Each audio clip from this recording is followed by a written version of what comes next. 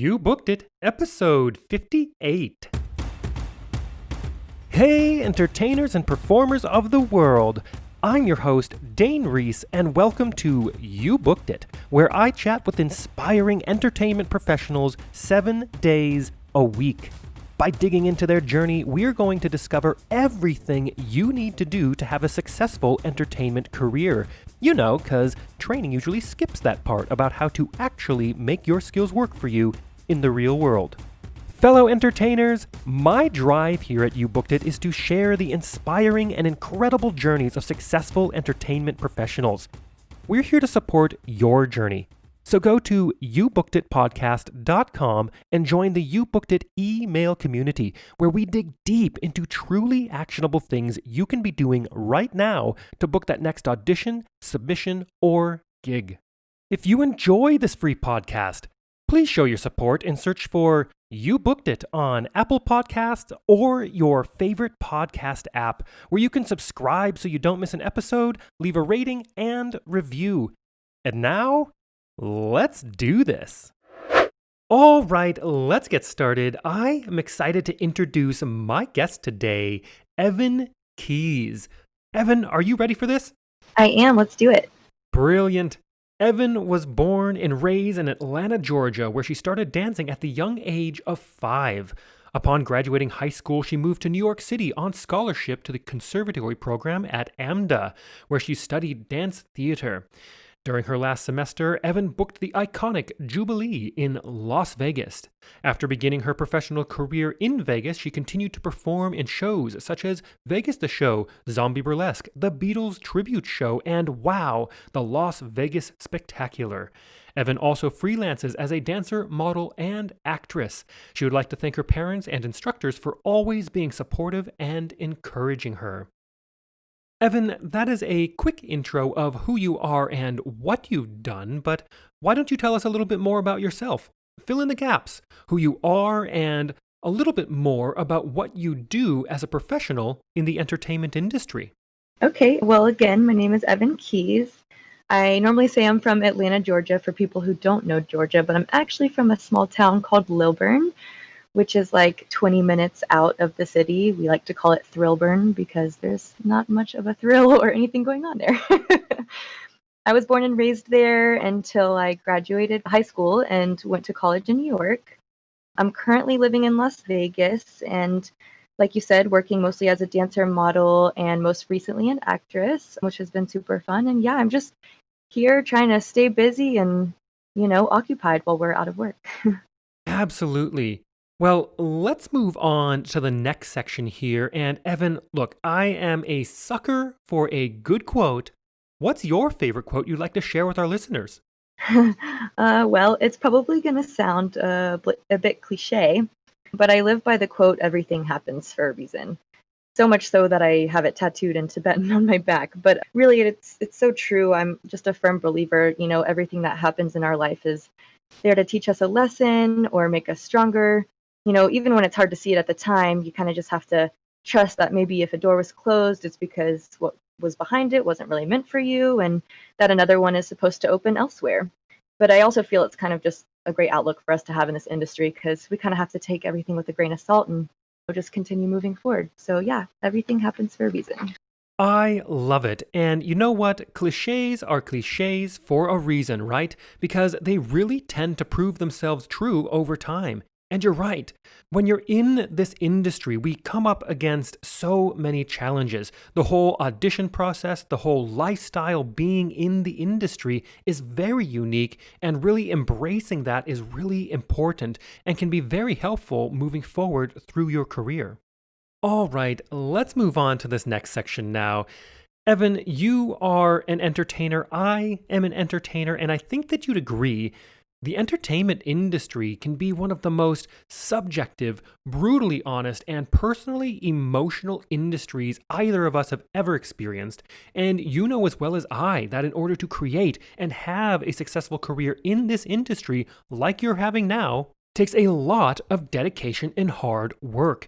And while, yeah, there is an outrageous amount of fun and excitement doing what we do, There are also our fair share of challenges, obstacles, and failures we are going to experience and we are going to have to move forward through. So tell us, what is one key challenge, obstacle, or failure you've experienced in your career, and how did you come out the other side better because of it? Hmm. Oh gosh, well, I mean, it's hard to say because, like you said, there are lots of challenges in this industry. But, I think a big one is just learning how to handle rejection and not taking it too personally. I don't think it's something necessarily to be viewed as failure because viewing things as failing sometimes can really, knock us down and oftentimes kind of make you want to give up. But it's just so huge in this industry. We work so incredibly hard at our crafts. So when we are told no, it kind of digs deep. But really learning how to cope and brush it off and kind of tell ourselves, better luck next time, or okay, I just need to work harder, using rejection as that pushing force.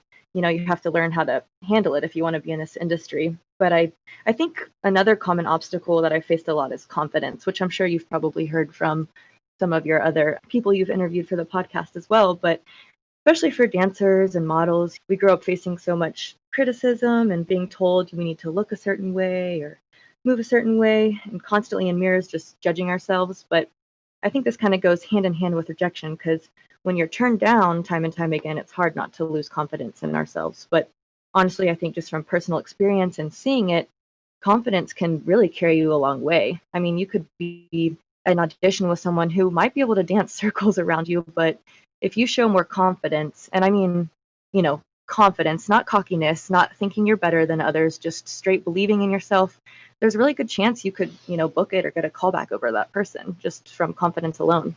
Absolutely. I could not agree more.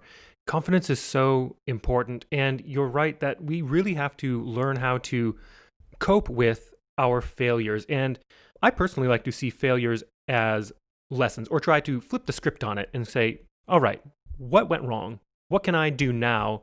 Is there anything really that I could do that would have made that a different outcome? And oftentimes in auditions, there's not. The reason you didn't book it or you got cut is oftentimes so subjective that it's so far out of your control that while it might be frustrating because you got let go on something that you might have really wanted, well, it was never even in the cards to begin with for that particular Right. day, that particular moment. And learning those lessons and trying to absorb them and how to move forward through them and deal with them is so important.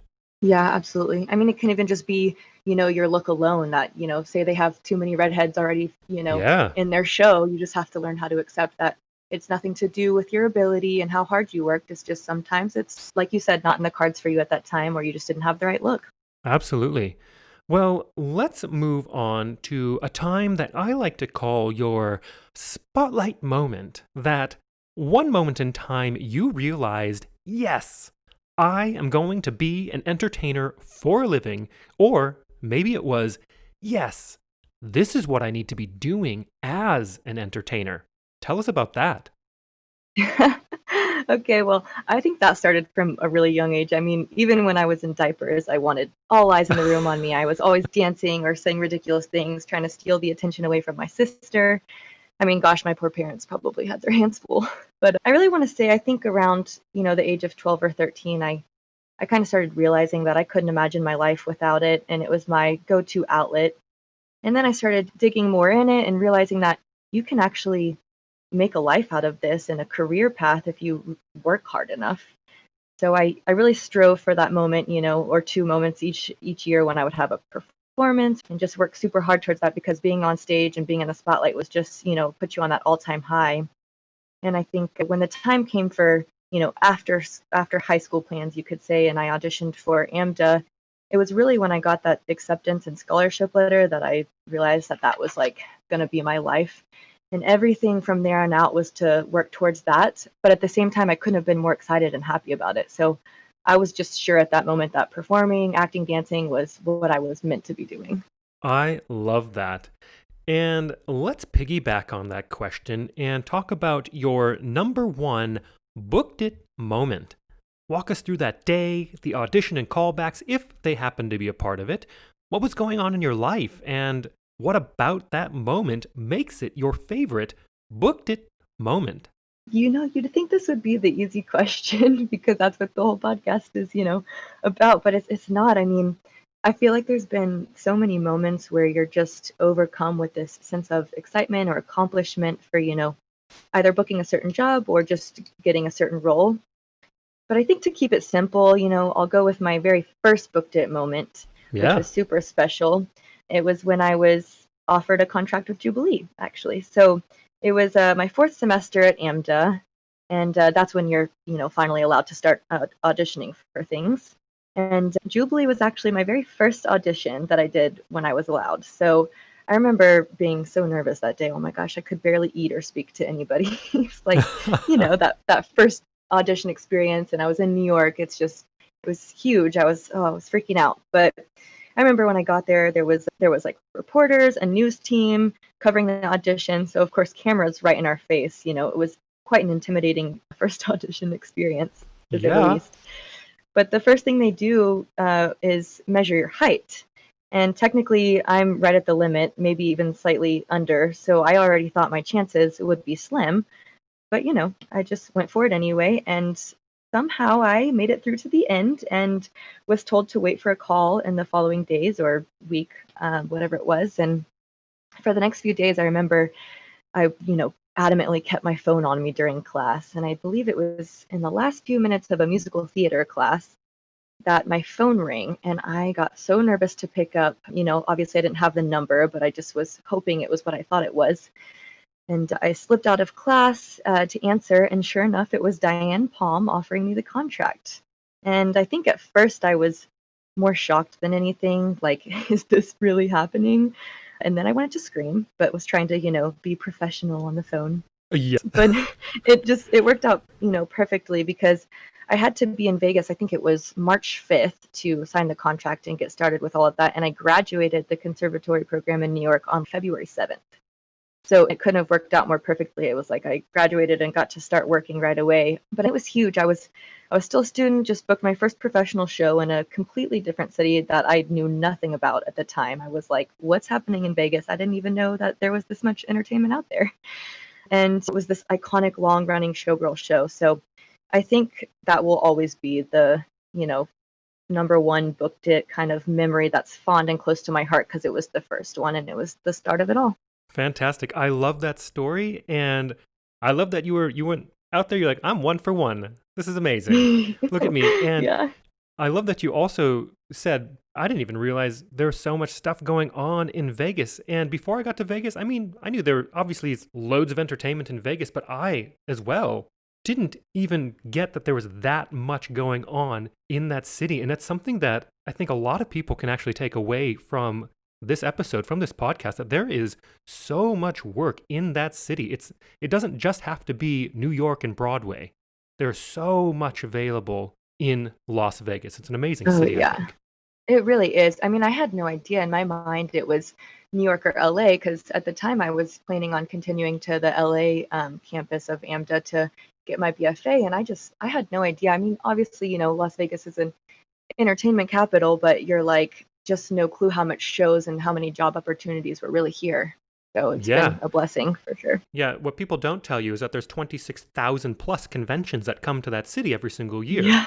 And Yep. there are loads of companies, thousands of companies that have parties and events, and they need people like us. Yeah. Yeah, It's that's amazing. definitely one of the fun ones here too. I had no idea about, but very glad and happy that I ended up out here and learned about all of that and got to be a part of it too. Absolutely. Let's take a moment to talk about the present. What projects are you working on now? What are you looking forward to? And look, it is a very unique, strange time. We are amidst this global pandemic. How do you see the entertainment industry moving forward in the next couple of years? Well, I mean, as for projects right now, as sadly, because of the times, there isn't too much work to be had. But I have been taking this time to really focus on acting, which I haven't been able to do in the past. And I actually, as a result of that, just wrapped on 3 projects in the last month, which I am so thankful for. Oh, I had a great. short film that we wrapped at the end of June. And then right after that, I began my first feature film, which we managed to do in 8 days, which is crazy. And lastly, I did a teaser trailer, which is hopefully to something much bigger in the future. So I'm really looking forward to putting more of my focus into acting and dedicating more time that I never had or was able to before. So it's always been something I've wanted and seen in my future, but I think it was just waiting for the right time to present itself as my new focus. And as for the entertainment industry moving forward, I mean, sadly, it is kind of hard to say what is to happen in the future, but I think the best that we can do is stay positive, keep encouraging each other, keep creating, and really just hold on to hope that this is all soon going to be a thing of the past. I mean, hopefully we pull through stronger than before. And I mean, we're a strong industry and a strong community, so I don't think that we will have any problem doing that. I can't say for sure what I see exactly happening, but I know for sure that we're going to pull through it in the end. Absolutely. I love your insight. And it is time to move on to one of my favorite sections of the interview. I call it the Grease Lightning Round. Oh, I okay. am going to ask you a handful of questions. I want you to answer them as quickly and concisely as possible, one after another. Are you ready? I'm ready. Let's go. Okay. First question. What was the one thing holding you back from committing to a career as an entertainer? I say that whole am I good enough or do I have what it takes mentality, just getting stuck in that. Am I actually going to be able to make a life out of this? Absolutely. That can be such a dangerous rabbit hole to Oh, let yeah. ourselves go down, isn't it? Yeah, absolutely. But, when you have such a passion for it, it's easy to overcome. So, Absolutely. Stay on that side of things. yes. And the second question, what is the best piece of advice you have ever received? There's lots, but I'll just have to say my top one. So I think this may be another cliche, but stop worrying what other people think of you. Worry about you, how you feel about you, what you're doing to better yourself and further yourself. And, when you're happy with yourself and with your journey, things kind of have this weird way of working out. And of course, Hmm. still hold yourself to high standards and work hard for what you want. But I think just worrying about yourself. And I feel like another great one is people say, don't say it, just do it, kind of meaning don't talk the talk and then not walk the walk. Like put your focus into your actions and don't put your time into telling people that you're going to do something. Just go and do it, go and accomplish it. And I feel like, too, sorry, this is a big one for me, but is just to be kind to people. Be kind, be generous, be grateful. This industry is so small and it's a small world, and you don't want one bad day of you saying something that you didn't mean to ruin your whole career. It's a challenging lifestyle for all of us. So I feel like just being kind and building each other up may really take you a lot further than you know. Absolutely. I could not agree more with everything that you brought up just now. You're right. It is believing in yourself and you doing you is so important because at the end of the day, this industry is outrageously subjective and it's not helpful to worry about things that you simply cannot control. Focus on the stuff that you can actually do and improve on and stay there.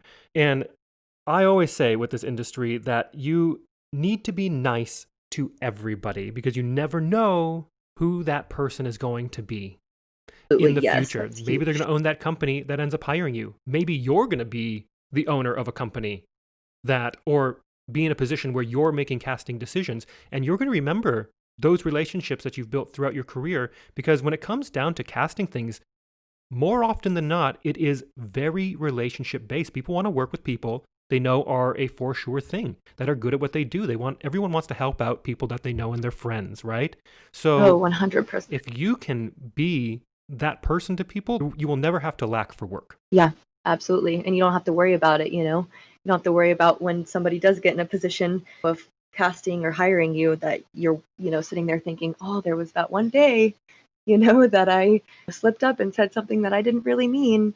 It's Yep, just better to just stay kind and stay grateful. for sure. And I guess I should take a moment to also say that this is not to be taking away from being genuine. It's not saying, oh, be nice to people because you're playing a game and you're trying to leverage and position yourself for future potential whatevers.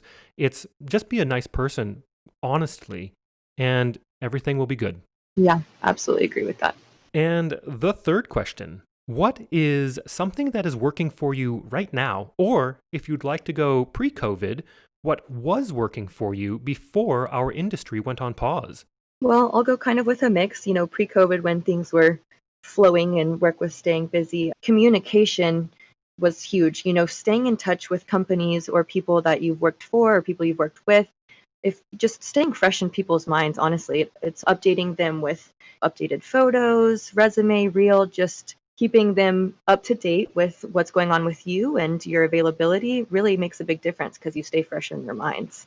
And then something working for me then and now is just staying on my game. I mean, staying fit, staying healthy, staying in practice, something I've learned through experience, but it's so, so important to stay ready so that you don't have to get ready. I love that. Stay ready so you don't have to get ready. So good. Yeah. And the fourth question, what is your best resource? Whether that's a book, a movie, a YouTube video, a podcast, maybe a piece of technology that you found is helping your career right now. I guess this could go kind of hand in hand with my last answer about staying ready. But right now, I feel like it's a lot of people, actually. My best resources are my personal trainer. Shout out to David Nelson. He's amazing. My acting class and coach, Paul Campanella, who has taught me so much. And he really keeps me in practice for auditions and self-tape submissions. And just all the awesome studios and teachers in town where I can go and take dance classes to stay in practice in that. And, a lot of the casting websites, such as Actors Access and Backstage, they've been providing some really great resources during quarantine, such as interview articles with stars or Zoom classes and IG Lives. It's been super helpful. But yeah, I feel like a lot of my resources right now are just people and the services that they offer. Love it. And the fifth question, if you had to start your career from scratch, and you've still had all the knowledge and experience you've collected from your career in this industry, what would you do or not do? Would you do anything differently or would you keep it the same? I'm sure there's things I would do differently. I'd be sure that I put more effort into creating my package and kind of just knowing the importance of having that ready from the beginning, making sure to get footage from each show that you're a part of, creating a reel or having a portfolio for modeling, stuff like that. I also wish I knew the importance and difference it makes and shows when you really do your homework. Like, for example, having to learn a new track in a show off of a video and, taking it home and practicing there, but not being afraid to ask questions so you're properly preparing. Other than that, though, I think part of the beauty of not knowing everything when you start is the journey of learning it along the way. Absolutely. I do like that you said create a reel. And I think having a performance reel or a show reel, whatever you want to call it, is so important because it's very common now that that's how so much booking happens. Myself personally I've booked countless amounts of work from my reel. It's such an important asset that you need to create for yourself.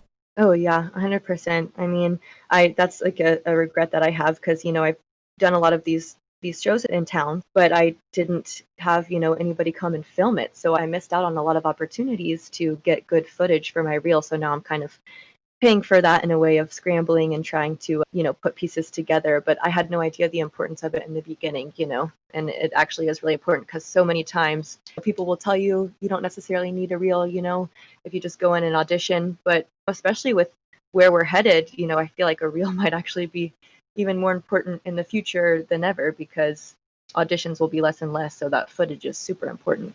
Absolutely. I was even speaking with Dan Michike, who was on the show recently, and he is the conductor and the MD of Wicked. He's been over there for the past Oh, six yes. years on Broadway, and nothing is finalized, but it is something that they are very seriously throwing around that Broadway shows may start asking for submissions, remote submissions, so you don't actually have to get yourself all the way to New York to audition for shows anymore. So having a ready to go package is only going to be more important in the future, I think.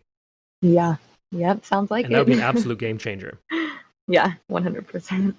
All right. And the last question, what is the golden nugget knowledge drop that you've learned from your successful career in this industry that you like to leave with our listeners? Work hard for what you want. Believe in yourself. Don't let other people's negative comments or beliefs stop you. There's so much of that in this industry or outside of this industry, people who just want to knock you down. But if you can I always say if you can see it, then you can achieve it. Like if you see yourself doing something in the future, then you can absolutely do it. It doesn't mean that it won't be hard along the way, but just don't give up and learn to be you in the process. We kind of touched on that earlier, but people really just want to see your individuality and your uniqueness. And I wish I would have learned that sooner. Would have helped me out a lot. But lastly, as we said it earlier again, just be kind, be grateful, and treat everybody with respect. I love it. All amazing bits of advice. And to wrap up this interview, Evan, it is time to give yourself a plug. Where can we find you? How do our listeners connect with you? Is there anything you want to promote? Well, I'm Evan Keys on Facebook, and on Instagram, I'm EV_KEYS. Those are my main plugs, so hit me up if you want to talk anything industry or just have questions. Perfect. And for everyone listening, I have put links to both of those things she just mentioned in the description of this episode. Evan, thank you so much for joining me today. It's been an absolute pleasure to have you. Oh, thanks so much, Dane. I appreciate it. I enjoyed it. Thank you so much for joining us today.